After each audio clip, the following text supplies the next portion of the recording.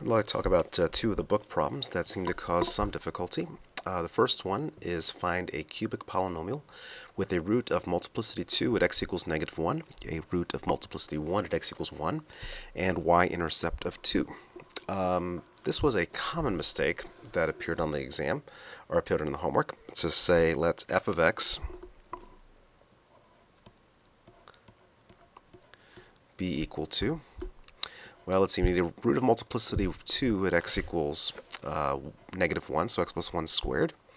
Then I need a root of multiplicity 1 at x equals 1, so that's an x equals -1.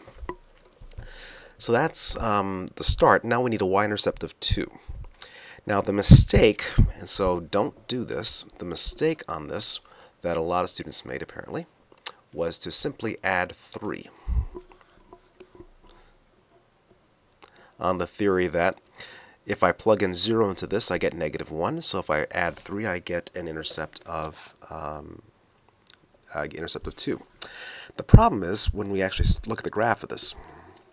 The graph of x, so if I ignore the plus 3, so let's ignore the plus 3. If I have x plus 1 squared times x minus 1, let's graph it. We have a intercept at -1. We have an intercept at 1. The long-range behavior is lower left and upper right. The graph touches here and crosses here. So the graph's going to go like this.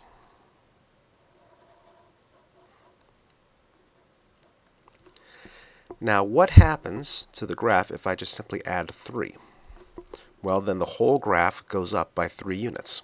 And so the graph's going to go something like this. A little bit higher, up by 3 units. Well, up by 3 units. Draw a better picture than that.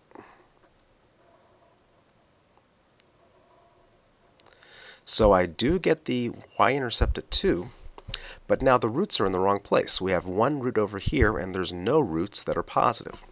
So that is the incorrect way to modify the graph so that the roots stay the same, but you have the y-intercept occurring at 2.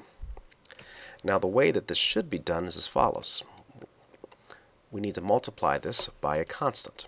So let's multiply it by -2 in front. By multiplying it by a constant cofactor, then if I plug in 0, I now get the y-intercept of 2, and the roots stay at the same place at -1 with multiplicity 2 and at +1 with multiplicity 1. So that is the correct answer.